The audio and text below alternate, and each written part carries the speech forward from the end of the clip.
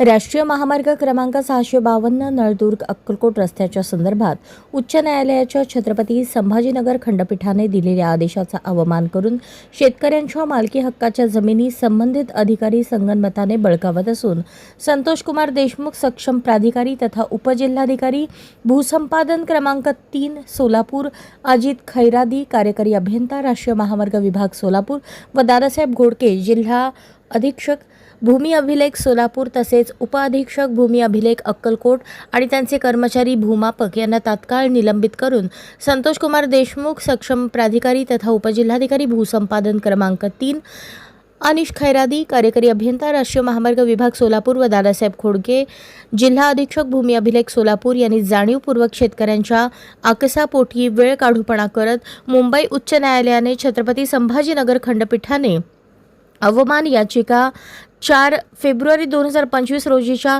आदेशाचा अवमान करून बाधित शेतकऱ्यांवर अन्याय केला असून या संबंधित अधिकाऱ्यांना निलंबित करून त्याची खातेनिहाय चौकशी करून अधिकाऱ्यांच्या खाजगी मालमत्तेची SIT मार्फत चौकशी करावी या मागणीसाठी 20 मार्च 2026 शुक्रवार रोजी सकाळी 11 वाजता शेतकरी संघर्ष समितीच्या वतीने पूनम गेट येथे एकदिवसीय आंदोलन करण्यात आले।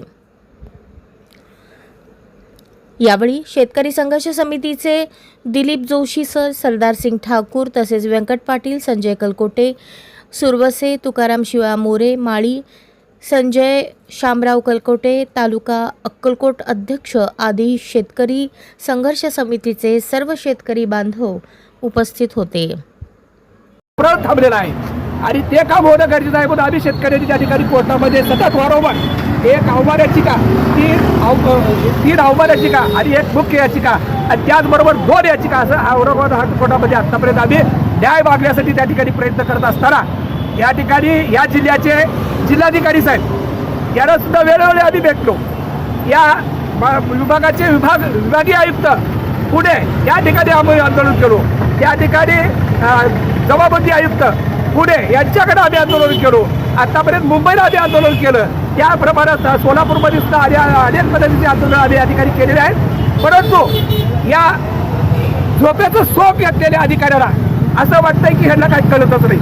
परंतु न्यायालयाचा आदेश असताना या ठिकाणी 3D हे करायचं जबाबदारी ही उपजिल्हाधिकाऱ्यावर असताना त्यांनी स्वतःची जबाबदारी टाळून संगनमतानं कार्यकारी अभियंता, भूमी अभिलेख आणि उपजिल्हाधिकारी या सगळ्यांनी संगनमतानं या ठिकाणी हा प्रश्न जाणीवपूर्वक प्रलंबित करून शेतकऱ्यांवरती अन्याय केलेला आहे।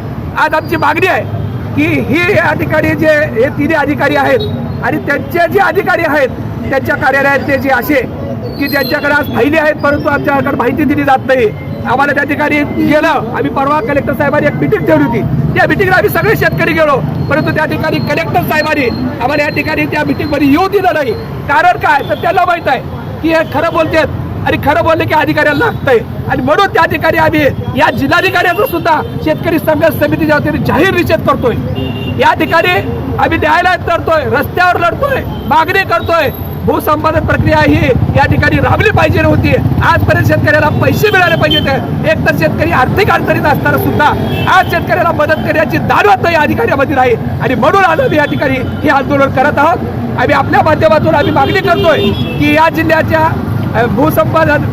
उपजिल्हाधिकारी भूसंपादन क्रमांक 3 संतोष देशमुख, त्याचबरोबर जिल्हा अधीक्षक भूमी अभिलेख दादासाहेब गायकवाड आणि कार्यकारी अभियंता राष्ट्रीय महामार्ग विभाग सोलापूर या तिघांवरती त्या ठिकाणी तात्काळ निलंबन केलं पाहिजे अशी मागणी आम्ही या शेतकरी संघर्ष समितीच्या वतीनं निवेदनामध्ये मुख्यमंत्री महोदयांना केलेली आहे।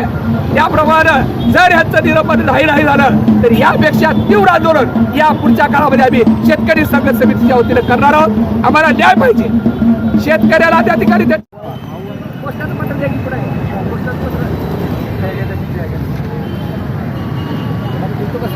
घोषणा देऊन